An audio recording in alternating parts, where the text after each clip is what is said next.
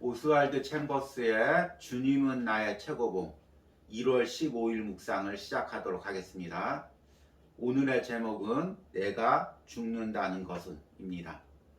오늘의 말씀을 읽겠습니다. 로마서 6장 4절입니다. 그러므로 우리가 그의 죽으심과 합하여 세례를 받음으로 그와 함께 장사되었나니 이는 아버지의 영광으로 말미암아 그리스도를 죽은 자 가운데서 살리심과 같이 우리로 또한 새 생명 가운데 행하게 하려 함이라. 아멘. 오늘 읽은 로마서 6장 말씀은 그리스도와의 연합이라는 너무나도 중요한 복음적 진리를 설명하고 있는 내용입니다. 그리스도와의 연합이란 내가 예수님을 믿을 때 성령께서 내 안에 오셔서 내 옛자를 십자가에 못 박게 하시고 예수님과 함께 새 생명으로 살게 하는 놀라운 기적을 이야기합니다. 오늘 말씀에 나와 있는 세례를 받는다는 말의 의미도 우리가 흔히 아는 교회에서 의식적인 세례를 받는다는 의미가 아니라 예수님을 인격적으로 만나는 그 순간을 의미합니다. 그러면 그때 나의 옛자가 십자가에 못 박히고 내가 예수님과 함께 새롭게 태어나는 그런 경험을 하게 된다는 것입니다. 우리는 신앙생활을 하면서 여러 가지 기적을 기대합니다. 병 고침의 기적, 사업의 기적, 자녀들이 잘 되는 기적. 그러나 그리스도인이 진정으로 경험해야 될 기적은 내 옛자가 십자가에 못 박혀 죽고 예수님과 함께 새 자아로 태어나는 것입니다. 로마서 6장 6절에 보면 우리가 알거니와 라는 구절이 있습니다. 이 구절로 추론해 보건대 당시 그리스도와의 연합이라는 것은 모든 그리스도인들이 알고 있었고 추구했던 진리입니다. 안타깝게도 현대에는 이 진리가 많이 사라지고 있습니다. 오늘 오스왈드 챔버스의 묵상을 통해서 이 진리를 다시금 새겨보는 은혜가 있겠습니다. 오늘의 묵상입니다. 누구도 옛사람이 죽는 무덤을 지나지 않으면 온전한 거룩의 체험에 들어가지 못합니다. 죽음의 위기가 없다면 거룩은 단지 환상일 뿐입니다. 그러므로 반드시 무덤이 있어야 합니다. 이 무덤만이 부활로 이어집니다.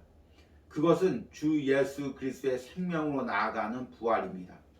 부활 생명을 흔들 수 있는 것은 아무것도 없습니다. 이 생명은 오로지 한 가지 목표, 곧 주님을 증거하기 위해 그분과 하나가 됩니다.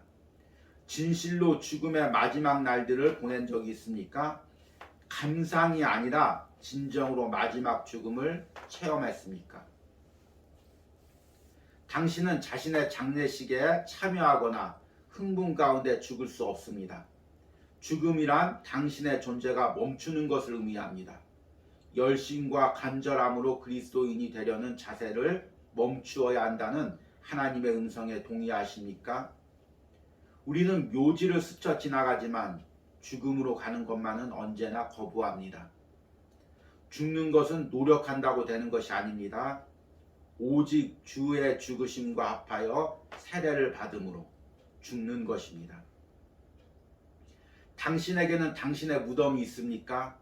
아니면 죽은 것처럼 당신의 영혼을 속이며 거룩한 게임을 하고 있습니까? 당신의 인생 속에 마지막 날로 기록된 때와 장소가 있습니까? 이 장소는 고통스럽지만 예외적으로 감사한 기억으로 우리 마음속에 남아있을 것입니다. 그래요, 그때지요. 바로 내가 무덤에 들어간 날이며 하나님께 항복한 날입니다.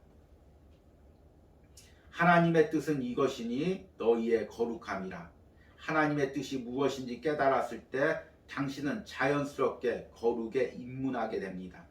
하나님의 뜻은 무덤입니다. 지금 그 무덤을 지날 의향이 있습니까? 오늘이 이 지구상에서 당신의 마지막 날이라고 하나님께 동의하겠습니까? 그 동의의 순간은 바로 당신에게 달려 있습니다.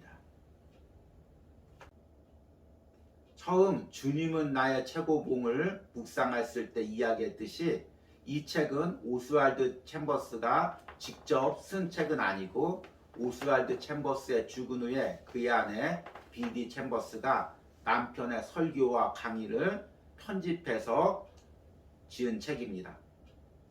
우리는 이 책을 접하면서 흔히 아내가 남편을 너무 사모해서 또 그 남편의 말씀이 잊혀지는 것이 아쉬워서 책을 냈다고 생각합니다.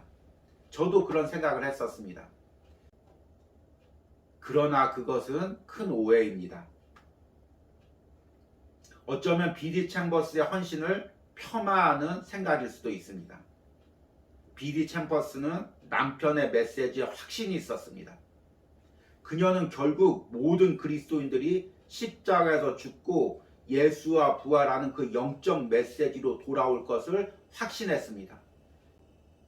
그래서 남은 일생을 바쳐서 남편의 책을 편집했던 것입니다. 오늘 오스왈드 챔버스가 이야기하는 것도 바로 이 내용입니다. 예수님과 죽고 예수님과 부활하는 것은 복음의 핵심 진리입니다. 예수님을 믿는다는 것을 우리가 다른 말로 하면 예수님을 믿기 전에 내 옛자가 십자가에 죽고 예수님과 함께 새 자아로 태어난다는 것을 의미합니다.